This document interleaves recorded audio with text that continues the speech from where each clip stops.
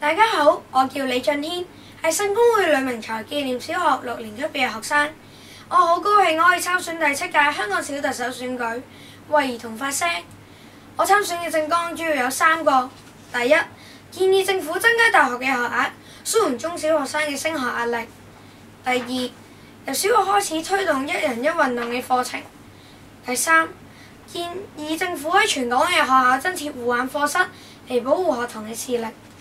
而家香港嘅學生功課繁重，課後仲要去補習班，仲有好多嘅課外活動班，佢哋連休息嘅時間都冇。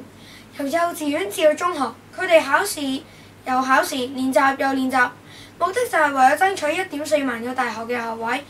如果入唔到大學，佢哋就會俾人視為冇前途、冇出路，所以由細到大就已經背負住沉重嘅升學壓力。我建議政府喺全港嘅大學增加大學嘅學額，以保障有更加多嘅學童可以入到本港嘅大學。咁嘅話，由上而下嘅壓力亦都要逐層遞減。第二，我建議喺全港嘅小學開始推行1人1運動嘅課程，就好似而家嘅好多中小學都實行緊1人1樂器，學校亦都要同時推行1人1運動。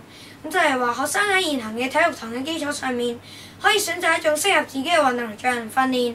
由細個開始就培養對運動嘅興趣，咁樣嘅話仲會形成良好嘅體育風氣，老來病痛亦都會自然減少咗。由細個開始培養良好嘅體育習慣，咁嘅話就可以減輕政府嘅財政壓力，同埋佢嘅達至雙贏嘅局面。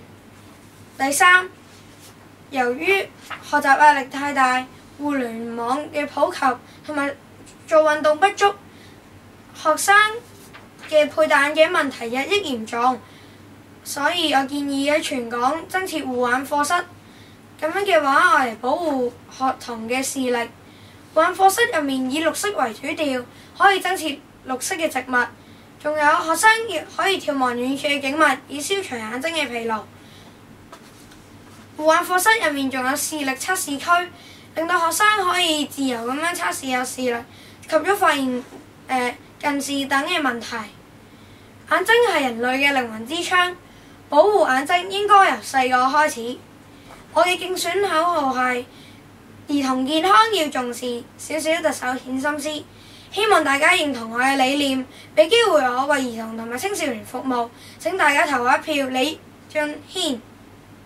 多謝大家。